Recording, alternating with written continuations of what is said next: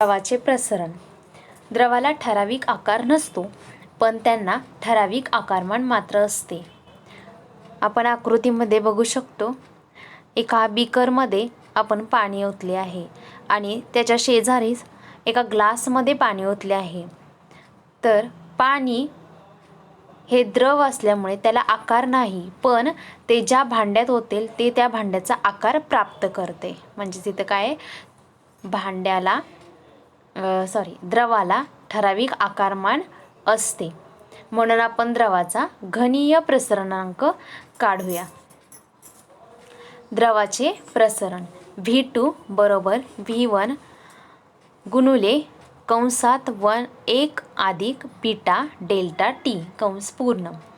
येथे delta T हा तापमानातील बदल असून V2 व V1 ही द्रवाची अंतिम व आरंभीची आकारमाने आहेत.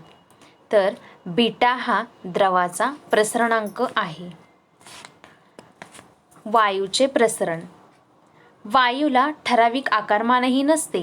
वायूला उष्णता दिल्यावर त्याचे प्रसरण होते, परंतु वायू एका ठराविक आकाराच्या बाटलीत बंदिस्त केलेला असल्यास त्याचे आकारमान वाढू शकत नाही व त्याचा दाब वाढतो. आकृतीमध्ये वायू एका बंदिस्त बाटलीमध्ये दाखवला आहे. तर ह्या प्रयोगामध्ये वायू बंदिस्त करून त्याला उष्णता दिल्यास काय होते?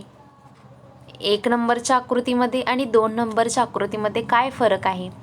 तर बंद बाटलीमध्ये न सरकणाऱ्या दट्ट्यांचा वापर केला आहे, ज्याच्याद्वारे त्या दट्ट्यांच्या लांबीवर किंवा ते सरकल्यानंतर आपल्याला वायूची गती किंवा त्या वायूतील परमाणूंची गती लक्षात येते. वायूला उष्णता दिल्यानंतर वायूमधील गतिज ऊर्जा वाढून त्या पट्ट्या किंवा दट्ट्या वरती सरकत आहेत. यावरून वायूचा दाब वाढतो हे लक्षात येते. घनता वस्तुमान भागिले आकारमान या सूत्रानुसार बंदिस्त बाटलीतील वायूचे तापमान वाढवल्यावर त्याच्या घनतेवर काय परिणाम होईल?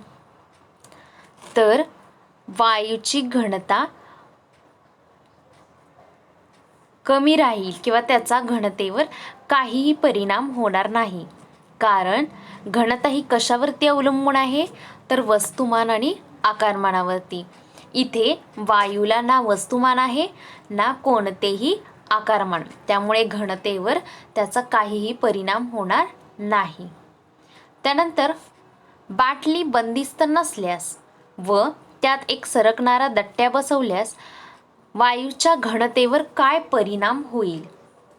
इथे जर बाटली बंदिस्त नसेल, त्याच्यावरती आकृतीत दाखवल्याप्रमाणे दट्ट्या बसवल्या असल्यावर वायूच्या घनतेवर काय परिणाम होईल? घनता म्हणजेच काय, तर वस्तुमान भागिले आकारमान. इथं वायूचं वस्तुमान तेच राहील व वायूच्या आकारमानात वाढ झाल्याने वायूची घनता कमी होते. आकारमान वाढले म्हणजेच काय येणार, इथं घनता कमी. कारण आकारमान काय, छेदामध्ये जर मोठी संख्या असेल तर आपल्याला उत्तर काय मिळणार आहे, कमी मिळणार आहे. आता दाब स्थिर ठेवून वायूचे प्रसरण मोजतात. अशा प्रसरणांकास स्थिर दाब प्रसरणांक म्हणतात. ते या सूत्राद्वारे स्पष्ट केले आहे. V2 बरोबर V1 गुणुले 1 अधिक बीटा डेल्टा टी कंस पूर्ण.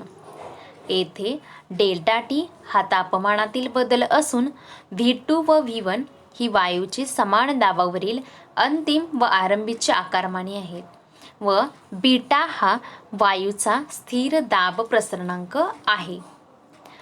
अशा प्रकारे आपण द्रवाचे प्रसरण व वायूचे होणारे प्रसरण याचा अभ्यास केला.